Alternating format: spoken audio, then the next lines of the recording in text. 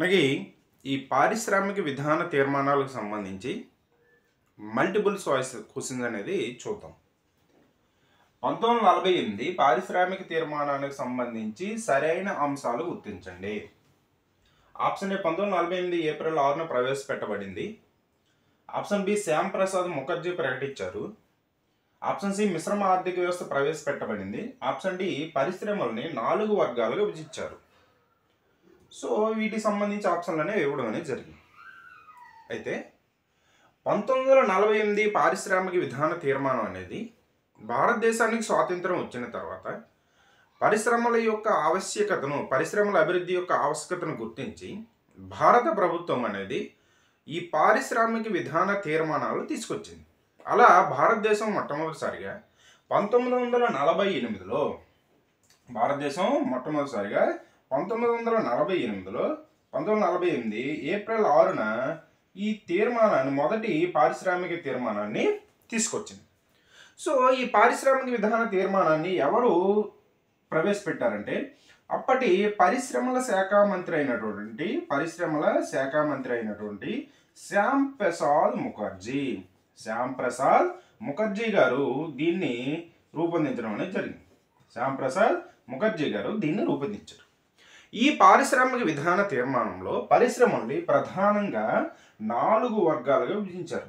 4 వర్గాలుగా విభజించడం అనేది జరిగింది. ఆ 4 వర్గాలు ఏంటంటే, ఒకటి పరిశ్రమలు అనేవి ప్రభుత్వ ఆధీనంలో పరిశ్రమలు, అంటే ప్రభుత్వ ఏకస్వామ్య పరిశ్రమలు. ఆ పరిశ్రమల్ని ప్రభుత్వం మాత్రమే ఏర్పాటు చేయడానికి అవకాశం అనేది ఉంటుంది. వాటిని 3 వర్గాలుగా 3 రకాల పరిశ్రమలు విభజించారు. రైల్వే, అనురంగం, అదేవిధంగా రక్షణ. ఈ 3 అంశాలని ప్రభుత్వానికి కేటాయించారు. మిశ్రమ పరిశ్రమలు అంటే అటు ప్రభుత్వం ఇటు ప్రైవేట్ రంగం రెండూ ఏర్పాటు చేయవచ్చు.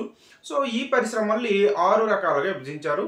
సో వీటిలో ఆల్రెడీ స్థాపించున్నటువంటి పరిశ్రమల్ని 10 సంవత్సరాల వరకు ప్రైవేట్ వ్యక్తులే వాటిని రన్ చేస్తూ 10 సంవత్సరాల తర్వాత జాతీయం చేసే అంశాన్ని పరిశీలిస్తామని ప్రకటించారు.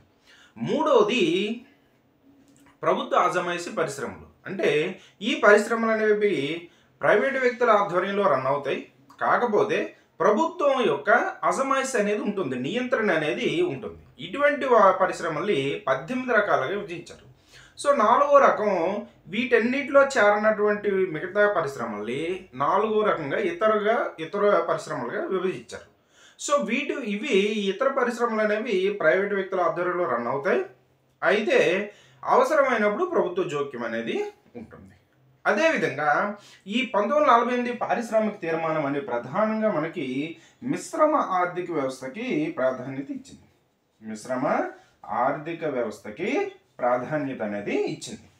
సో ఎందుకు 1929లో పెట్టుబడి ఆర్థిక వ్యవస్థలన్నీ కూడా ఆర్థిక మంచి పరిస్థితుల్ని చూడాల్సి వచ్చింది. సో దాన్ని దృష్టిలో పెట్టుకొని భారతదేశం అనేది మిశ్రమ ఆర్థిక వ్యవస్థ వైపు పయనించింది. అలా మొదటి పారిశ్రామిక విధాన తీర్మానం అనేది మిశ్రమ ఆర్థిక వ్యవస్థకి ప్రాధాన్యత ఇవ్వడం అనేది జరిగింది. సో దీన్ని ఇప్పుడు మనం చూద్దాం. చూడండి, 1948 పారిశ్రామిక విధాన తీర్మానం అనేది 1948 ఏప్రిల్ 6న ప్రవేశపెట్టబడింది. సో ఇది కూడా రైట్. శ్యామ్ ప్రసాద్ ముఖర్జీ గారు దీన్ని ప్రకటించారు. సో అప్పటి పరిశ్రమల శాఖ మంత్రి అయినటువంటి శ్యామ్ ప్రసాద్ ముఖర్జీ గారు దీన్ని ప్రవేశపెట్టారు కాబట్టి ఇది కూడా రైట్. నెక్స్ట్ ఈ పారిశ్రామిక విధాన తీర్మానం అనేది మిశ్రమ ఆర్థిక వ్యవస్థను ప్రవేశపెట్టింది. సో ఇది కూడా రైట్. నెక్స్ట్ ఈ పరిశ్రమలు 4 వర్గాలు విభజించారు. సో చెప్పుకున్నాం కదా, పరిశ్రమలు 4 వర్గాలుగా విభజించారు. సో ఇది కూడా రైట్. కాబట్టి 4 రైటే. కాబట్టి ఇందులో 4 రైట్ అయింది ఏమన్నా, ABCD సరైనది. సో ఆన్సర్ 2 అనేది మన యొక్క ఆన్సర్ అవుతుంది. So thank you.